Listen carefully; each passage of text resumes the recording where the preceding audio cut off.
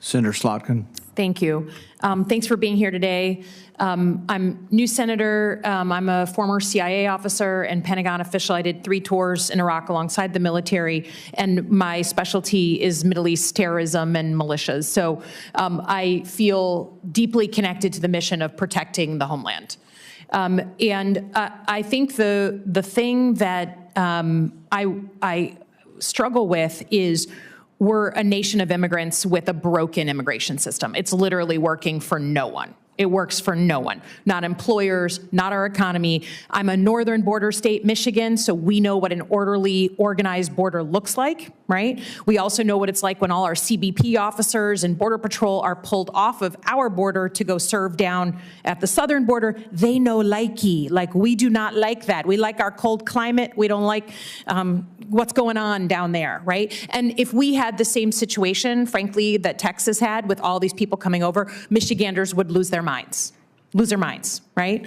So I am, in the House, I did more border legislation than any Michigander in the House, Democrat or Republican, because I feel passionately about it. The thing I feel also passionately about, though, is that no matter which administration is in, if we only do border security and that's it, and not the immigration part, then we're fixing, we're attacking the symptom and not the overall system. We all know that the majority of those asylum seekers who are trying to come over the borders are economic migrants, like many of our grandparents or great-grandparents. They want a job, they want to make money. We'd all, in their shoes, probably be looking to do the same thing, but our system doesn't work so they can quickly get in and work at our employers who need them, right? In places like Mackinac Island or our farms or whatever in Michigan.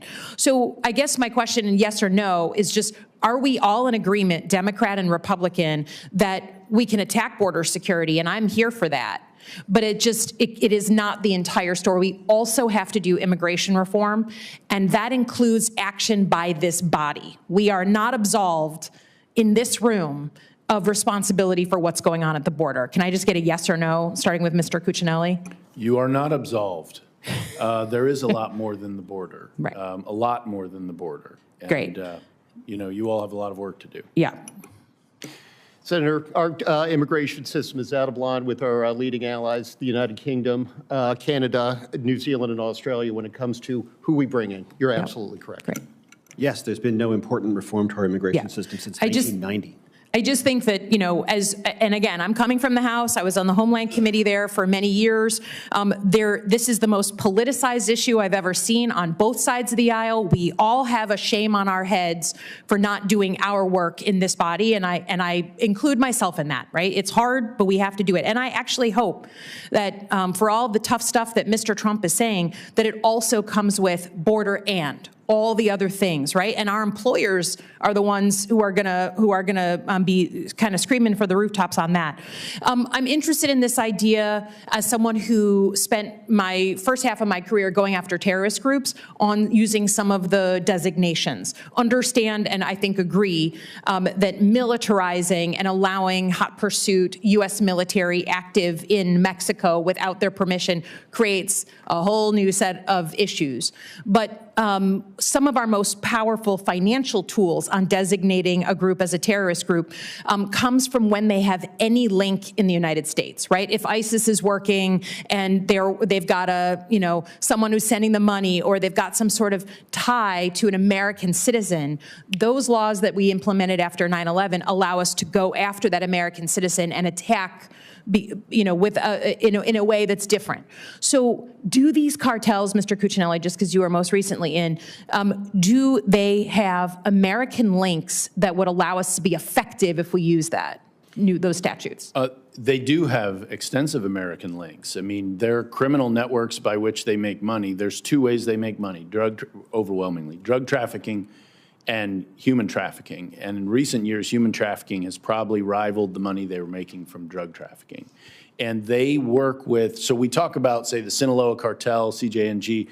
They, in turn, work with the MS-13s and the Latin Kings and so forth. There are relationships from Mexico into the gangs that are international gangs that are operating in our communities. And when I was a Virginia AG, the most significant violent crime threat in Virginia was MS-13.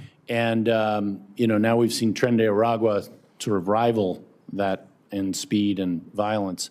And, but they do have connections, but I wouldn't say they're necessarily connecting to American citizens. They're importing their allies through the illegal immigration who are working with the gangs. The exception to that is where there is a financing arrangement where people owe the cartels money after they arrive into the United States, and running those to ground. And frankly, banks in Central America participate in executing those transactions. Yeah, I know my time is up. I would just say I'm super interested in that concept. Again, military force is something a little different, and I'd be real cagey to be quickly authorizing something like that in Mexico. But on the financial stuff, I think it's an area of interest for a lot of us. And since you're new, we're not going to institute the waterboarding that we often will do on I wouldn't try Please. that with her. Mr. Chairman, if I could add just one more thing, very briefly. This is a real issue on the northern border. We think about the southern border. We've seen Tren de Aragua in Colorado, and there are reports that they are, setting up cells in places like Montana. Because, of course, people like drugs in the United States, they should and they do. People like drugs in Canada, too. And the last thing that we want to see is more organized crime moving through the United States to that point. And that's the only point I want to add. I'd just like to also interject briefly on this. The question has always been, border security. Well, what about legal, lawful immigration? Can't we do something, And I'm one who's for more lawful immigration. Not everybody in my party is, but I'm one that's for more lawful immigration. But I'm really pretty much for zero illegal immigration. I don't want millions of people coming in, but I'm more than willing to double the legal amount or increase the legal amount. So I have bills like on the EB visas, employment-based visas. There's 1 through 5 to double the numbers and take off country caps. That's not a particularly radical thing, and I've addressed it with people across the aisle.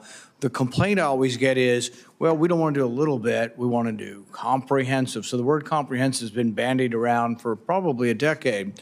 The problem and the big sticking point between one side and the other is that those of us who are open to more lawful immigration, we're really not open to making 18 million people who came here illegally voters. It changes the country and it obscures things. And I think I've not seen this poll done, but if you were actually to poll people here illegally, it's hard to poll people because they don't want to come forward, but poll them. They're here working. Would you accept a work permit if it didn't involve voting? Because you did break the law to get here, but we wouldn't make you go back to Mexico. Some would say that. I wouldn't say that, actually. I'd say you're a law-abiding person, you want to work here, but you don't get to vote. Your kids are going to get to vote, but you don't get to vote. And there'd be some sort of process for that. But that would be the in-between. But most of the time, the debate devolves towards one side wants voting, pretty quick voting, and the other side says, well, we're not going to do that. So that sort of has held up any small or incremental. I've got an H-2A bill, there's H-2Bs, H-1Bs, all these things could be made a little better and even expand the numbers on, which some of us are for, but we never get there. And I think the impasse, at least in my opinion, is over the aspect of quick voting for people who came in illegally. That's just my opinion. Next is Senator Moreno. Well,